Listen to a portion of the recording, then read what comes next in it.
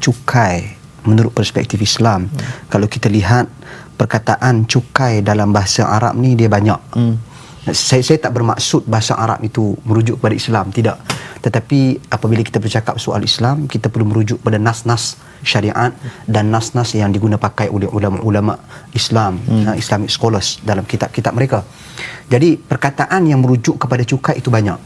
Ada yang menggunakan daribah. Daribah ni daripada perkataan daraba, yakni pukul. Yang ni sesuatu dia charge orang lah, berarti dia pukul orang lah. Itu satu. Dan yang kedua, ada yang bermaksud jizyah. Jizyah ni juga salah satu konsep cukai yang diperkenalkan, yang mana dikenakan ke atas orang bukan Islam yang meminta perlindungan daripada kerajaan dan negara-negara Islam. Okey. Sebab tu kata Nabi di dalam hadis, laisa ala mu'min jizyah. Tidak ada ke atas orang Islam itu jizyah. Sebab apa? Sebab dia charge ke atas orang bukan Islam. Satu. Yang ketiga, ada kharaj.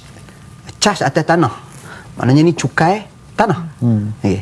Yang keempat, ada usyur 10% yang dikenakan kepada peniaga-peniaga yang berniaga di kawasan orang Islam. Ada yang charge 10% usyur, ada yang charge nisf usyur 5%, 5%, ada yang charge rubu' usyur 2.5%. Okey. So dan kemudian ada juga ghanimah. Ghanimah ni harta rampasan perang. Juga sebenarnya asasnya adalah cukai, dia ambil, dia charge. Okey, disebabkan kalah dan tewas dalam peperangan. So ini dalam bahasa Arab perkataan cukai. Adapun dalam bahasa kita, cukai ni bergantung kepada perkataan selepas cukai. Cukai apa? Cukai GST, ada cukai SST, cukai tanah, cukai pintu dan pelbagai lagi cukai-cukai yang lain.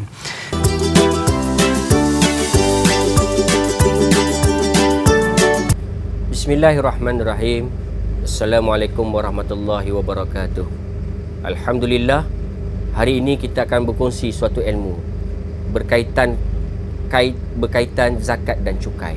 Apa hubung kait di antara zakat dan cukai ini? Hari ini kita mungkin boleh tahu bahawa zakat adalah tuntutan ke atas Islam, selaras dengan tempat ketiga dalam rukun Islam. Tetapi cukai adalah suatu amanah dan tanggungjawab kita juga kepada negara.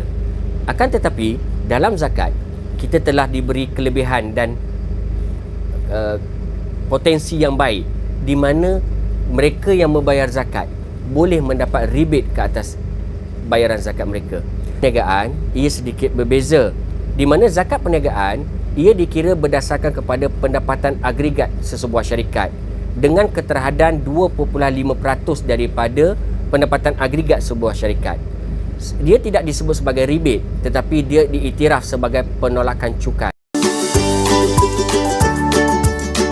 GST diperkenalkan di Perancis pada 1954 oleh Maurice Lauré.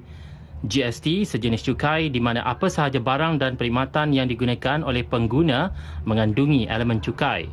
Sebab itu GST juga dipanggil sebagai cukai kepenggunaan atau consumption tax. GST dikutip daripada pihak pelanggan untuk pihak kerajaan oleh organisasi perniagaan yang berdaftar dengan pihak berkuasa cukai. GST diambil kira dalam setiap tahap urus niaga. Jumlah jualan barangan dan perkhidmatan merupakan jumlah nilai yang diterima oleh organisasi perniagaan ke atas semua aktiviti yang dicukai. Muzakarah Jawatankuasa Fatwa Kebangsaan memutuskan hukum pelaksanaan cukai barang dan perkhidmatan GST adalah harus selagi terdapat keperluan atau faedah kepada rakyat dan negara. Jelas Timbalan Menteri Kewangan Datuk Osman Aziz, pelaksanaan GST memberikan faedah kepada setiap golongan masyarakat, khususnya golongan berpendapatan rendah B40. Antaranya menerusi bantuan rakyat Satu Malaysia BRIM, wang bantuan awal persekolahan, baucer buku serta usaha menaik taraf kemudahan dan infrastruktur di negara ini.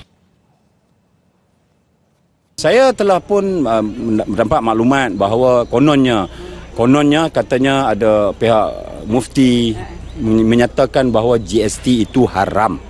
Sebenarnya haramnya untuk orang-orang susah. Tapi sebenarnya kita nak maklumkan bahawa apa yang telah kita buat, sebelum kita buat ni pun kita telah pun berbincang dengan pelbagai pihak termasuk juga golongan ulama agama ni. Beliau mengulas berkenaan pandangan beberapa ahli agamawan yang mengklasifikasikan hukum pelaksanaan GST adalah haram untuk golongan berpendapatan rendah.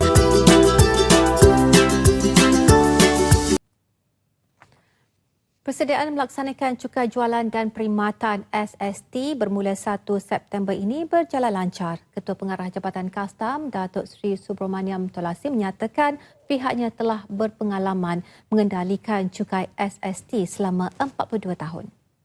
Jabatan Kastam bersama-sama dengan Kementerian Kewangan sedang bertungkus lumus menyediakan rang undang-undang, proses, prosedur, sistemnya, dan kita akan pastikan SST dapat dilancarkan dengan sempurna pada 1 hari bulan September seperti yang diharapkan oleh kerajaan.